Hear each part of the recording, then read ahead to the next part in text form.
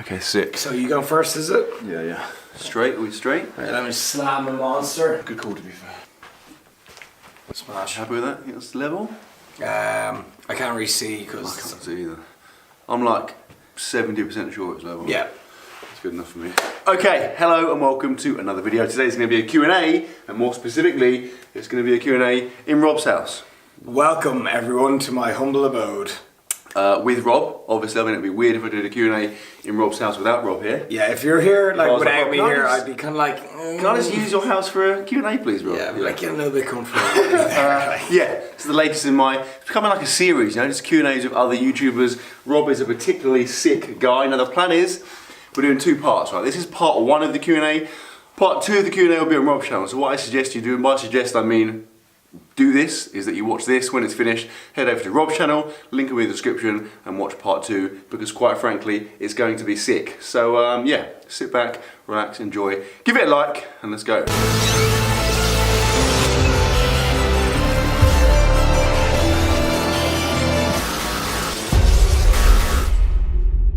Okay, we're in. Now, my usual strategy is as follows. I will set a 15-minute timer on my phone because I feel like 15 minutes is a good time. Yep, You with me? It is. Happy with that. And then, I have previously put a post up on my Insta story this morning. So, thanks for the questions. I got friggin' millions of them. If you're thinking, Matt, I haven't seen that, that probably means you're not following me on Instagram, in which case, what are you doing? Like, how many times can I tell you? Look, Rob, didn't you say this morning, my Instagram is the best Instagram you've ever seen? Hands down. Don't Hands quote down. me on that, but it sounds like something I would say. Yeah, close I enough. mean, you did say that. You did say that. So yeah, go and follow me, and then you'll be involved in future activities such as this one. Questions, I have looked at a couple of them, but I'm going to try and keep it spontaneous and make it more exciting, you know? Yeah. More potentially awkward. Timer is 15 minutes, it's happening now, and we're in, OMG. Question one is from...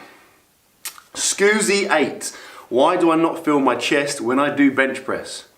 So do you want to go you answer first and then me or me? Go. Right, let's just go. Hit me. Right, first thing that comes to my head, I'm going to say you are using too much front delt action, my man. So you're flaring the elbows up here and your form might be a little bit whack. So I would drop the elbow down here a little bit. It's also going to be safer on your shoulders. And I would arch your back, puff up your chest, and you should feel it a lot more.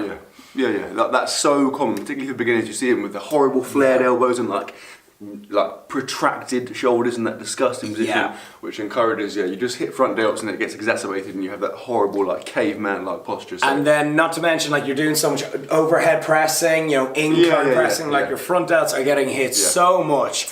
So it's sometimes easy to overdevelop the front delts and then they'll overpower your chest. Oh, and it's a constant cycle. It's a constant cycle. Take over, So just drop the weight, retract your shoulders, and just don't increase the weight until you're performing the reps properly and you can feel your chest. Now what I'd say as well is like, it sounds weird and pervy, but like practice contracting your chest. Like I used to struggle to hit my chest, so I just literally would sit there and just get used to the feeling of my chest being contracted. He does that live on camera as well. That's a separate, that's a separate. There's a link on Rob's channel for that. Yeah. So just contract your chest, get used to the feeling of that, and then transfer that into your bench press. Geordie Fagali, I want to get bigger, but I have some belly fat. Should I cut or bulk? I'm going in. Okay, you're going in. Matt's been waiting all day for this question. I'm going to put it out there right now and say, for the vast majority of people, cutting is a waste of time. I've said it. It's out there. Now, what I mean by that is that for most people, like, if you're on a cut or you want to go on a cut, I would question like, why are you doing that? What is your motivation for running a cut, right? Like particularly if you are a beginner, firstly, like as a beginner, you have this window, right, which is going to last for a reasonably short length of time, whereby you can make crazy like newbie gains. You can build muscle. The infamous noob gains. Yeah, you can build muscle and gain strength at a crazy rate. Now, if you're in a cut, you are massively restricting that window, and that only happens once. You know, like after that's gone, it's gone. If you've been lifting for 3, 4, 5 years, that's gone. And if you spend that time in a deficit, you are limiting the amount of progress you can make there. So firstly, don't do that. Okay, now. The next thing is that the reason you cut is to get lean, to get shredded, to display the amount of muscle mass you have. Like most people I encounter that want to go on a cut don't have any muscle mass. Like if you're skinny, why are you cutting? What are you hoping to achieve? Like to look like a really shredded skinny guy? Like that's not a look you want to go for. So unless you are in a position where you feel like you're happy with the amount of muscle mass you have, or are overweight, that's the one exception. If you have obviously a huge amount of body fat, like don't bulk. Unhealthy amount, don't bulk because like should come first. and you're going to die if you do that. But for the vast majority of people, if your question is, I'm skinny fat, should I bulk or cut? Then most people will need to get a base of muscle first. Yeah, just build muscle. Now, you don't have to go nuts and get really fat. Just do a super lean, steady bulk. Like if you're gaining just a small increment of weight each week, then you're not going to gain, and your protein intake's high, and you're training hard, and you're progressively overloading your training. The majority of your weight gain is going to come from muscle anyway. And the irony is, you might gain a little bit of fat, but because you're going to get bigger and build more muscle, you actually have the illusion of being leaner. So it's just win-win. So in the vast majority of cases, the answer is just bulk. Like do a steady, sensible bulk over a long period of time. Give yourself time, because it takes time to build muscle. You can't bulk for 3 weeks, that isn't long enough. Give yourself time to build muscle, and then when the time comes, and you are happy with the amount of muscle mass you have, then you can do a cut. Yeah, and just that's perfect advice. I also say when you're you nailed that. When you are starting out on this bulk, you're obviously pretty new to the gym. If you're asking about being skinny fat and stuff, really get used to and get good at executing the main compound movements. Yeah. Like you should be able to walk in the gym, do squat, bench, deadlift, pull-ups, rows. Anything like that, you should be really comfortable doing them, and just by doing that, you're on the way to establishing a solid base of muscle. So, absolutely. Next question, Mike Thurston. Matt, why are you cheating on Mike with Rob?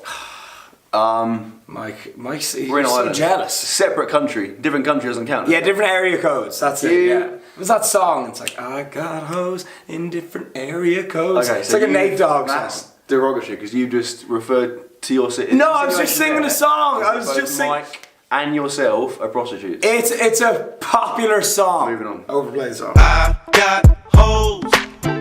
I've got hoes. John Teeley, what are your thoughts on creatine? I think it's absolutely fantastic. Yeah. Just hook it up to my veins. Like the best supplement, right? It's the most proven supplement. Like it's the only supplement really that has a wealth of legit research behind it. And it's safe as well. It's cheap, but it's like, you know what I mean? It's cheap. It's the cheapest, safest, most effective supplement. For like £10, you'll get a few months worth, creatine is sick, take it. Don't cycle it, just take it 5 grams just a day. Take it, just take it with your breakfast in the morning, whatever. Or you can just just right up the snozzer. Off the toilet seat, off a public toilet seat. Or even in the eyeball. Yeah, that's what I do. Or anally. Oh, too far. Next question, Lifting Yags with a Z. Cool name, bro. How many sets would you recommend for a push, pull and leg day? Ooh, push, pull and leg day. So like a whole body, unless you mean separately. I mean, to be honest, for a start, that is an impossible question to answer because it depends on the individual, right? Like what I would say is that you don't want to pitch your volume too high. So if you're a beginner or you only just started training, the recommended number of sets would be far lower than someone like one of us. Right? Exactly. The key takeaway, and I say this all the time, is that you want to make progress on the least amount of volume possible. Okay, so if your bench press can improve by doing 3 sets of bench press a week, then do that. Don't do 20 sets because although you'll increase faster initially, you're then going to hit you're going to plateau, and then to increase that, you've got to hit a stupid amount of volume. So if it ain't broke, don't fix it. Is what I always say. So like start low and and then find the sweet spot where it's enough to make progress, and then just slowly increase it. There become a stage when you've got to do more complicated programming in your routine, and you'll have to start cycling reps, sets, and volume, ramping volume up, then taking a deload, and then ramping volume up again. And if you're just straight progressing across the board, if you're a beginner or even intermediate who's just straight progressing by adding weight in the bar, so simple, then just keep doing that. Save all the complicated programming until you need it. Yeah, that's very true. It's very, very true. Great advice, Rob. Anthony _Sleeman, are fat burners useful at all? No. I used to take them instead of a morning coffee, or used to take them as pre-workout. So as a fat burner, no. As a caffeine pill, that's all they are. I'll tell you what, they're just a caffeine, a pre-workout and a pill. as a deterrent, like if you were being chased by a wild pervert, you could like throw them at in their face. You could even throw the tub at them in the face. Exactly, The tub could give it. So in that case, they could literally save your life. Yeah, so, but in terms of answer, it's just caffeine and pill. It's pre-workout and pill. Yeah, like no waste of money. Yeah. Tom Witters, best. Oh, this is unorthodox. This is non-fitness. Best city in Europe that you visited overall. So taking into account scenes, nightlife. I'm going to say Barcelona is the first one that comes to mind. That's a sick place. Barcelona's absolutely amazing, and then although it's not a city at all, it's an island. It's in they use euros. They're in Europe. Mykonos in Greece. It's an island though. It's absolutely amazing. So in terms of city though, Barcelona is amazing for a weekend break. Yeah, but I mean Barcelona is sick. I'm going to say like out of the box, like not.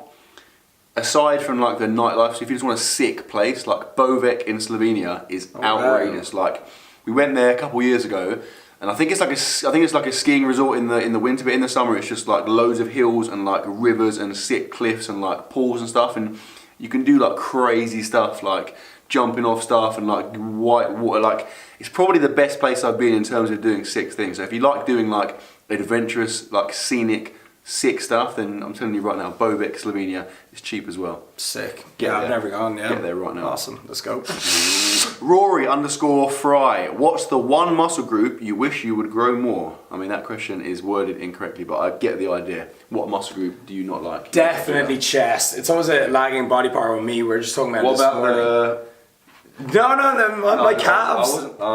Calves. I wasn't looking. Oh, yeah. Pen 15 land. Yeah, it is what it is. I'm a grower, not a shower. Let's stick to muscles, bro. Stick to muscles. Definitely for me. I have to make things inappropriate. Sorry. Carry on. I'm a hindrance on this channel. Okay. But definitely my chest. It's like I don't even have that weak a bench or like a dumbbell press. It's strong enough. It's just never been a good part for me. And when I gain fat, it all goes around my chest. So my chest actually looks popping when I'm ripped. Yeah. But when I gain fat, it's always around my chest. So yeah, definitely like a big chest. Okay. I'm gonna say, like, to be honest, similar. I'm gonna say upper chest. Like I feel like my lower chest is significantly bigger than my upper chest. Yeah, you got those gorilla titties. Yeah, thanks, mate. Like you said there, I mean, ultimately, you will find that the majority of your weaknesses are unfortunately genetic, like they're hereditary, so it's going to be hard to fix them completely, but I mean, in my case, it is self-induced to an extent, so like I spent a lot of my time, like 4 years powerlifting, and all I did was like squat, bench, deadlift, so I never touched incline overhead press, so I neglected my upper chest hugely. And what they actually say is with powerlifting, there's such an arch in your back, it's basically a decline press. It's basically a decline press. And even now, I still say, even on an incline, I can't help doing a bit of a, so it almost becomes a flat, do you know what I mean? Yeah, it becomes a flat. Exactly. But I mean, with that said, I still believe that if I'd spent all that time doing loads of incline press, my upper chest wouldn't be that much bigger, because I think it's an inherent like genetic weakness. I think ultimately, if you hit a flat, even a decline bench, you're still working your upper chest. Your chest is your chest, and you're still going to hit your upper chest to an extent. So if your upper chest sucks like mine does, unfortunately it's probably genetic. Just set fire to yourself. Just accept it. Okay, get on the Just take steroids. Okay, Eniket_Dakad_ love you. Love you too, bro. Thanks, mate. Liam_P. What is your favourite exercise at the gym? Deadlift. Deadlift currently. I fluctuate, but I fluctuate a lot. Deadlift's sick. Like, if you're good at deadlifting, you can lift a reasonable amount of weight. It's friggin' sick. You look cool. You feel like a friggin' monster, like caveman, Neanderthal. It's just a sick feeling to pull up, and it's just sick. You can drop it on the floor afterwards. Like everyone thinks you're cool. Apart from women, I think it's just a sick. 90% people. Everyone else in the gym apart from you and like one other guy that. But then other than deadlifts, like in more kind of mainstream lifts, I guess like it depends. If I'm in a lazy mood, like something that involves something like a seated dumbbell curl.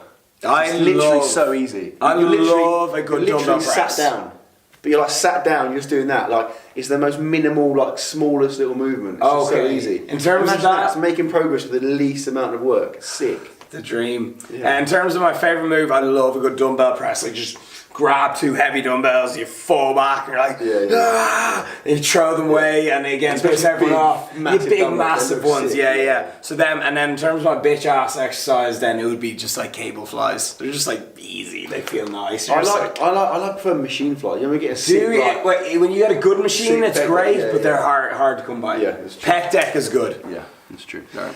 Okay, the Billy McCabe. Do lifting belts increase waist size? What is wrong with you, Billy? Your profile picture is you with some reasonable dumbbells, so it looks like you do actually train, so I'm confused by your question.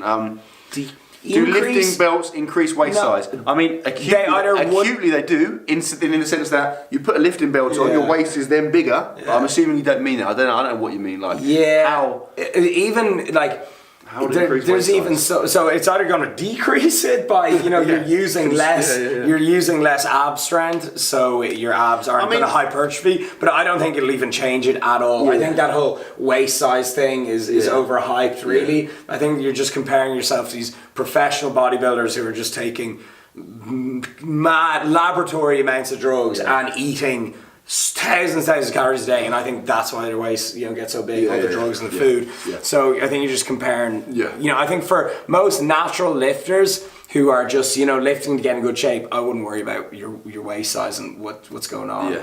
So a lot of that's just genetic. I mean, to summarise, that was a stupid question. Sieb Wesseling. I'm getting pretty insecure during my bulk because I'm getting less lean. How do you deal with that? Stop giving a fuck. I mean, that runs on from the question I said earlier about the bulk as a whole, right? So that's one of the reasons people don't bulk, is that they feel like they can't handle the thought of being a bit fat, right? So there's 2 fixes there. Firstly, stop being a little melt and just do it anyway. Just be a cool guy. Like, look at the bigger picture. You're doing it to build muscle mass. So, like, ultimately, if you want to be successful in anything, you need to be able to have like a long-term view. A bulk in the short term, you might gain a bit of fat, but a year or so down the line, you're going to have significantly more muscle mass. Keep going. I can't keep going. It's a time. I'm going to do like let's go a bit more. We're having fun. We're having good chats. This is the most fun I've ever had. Welcome to Cassadell Lipsett.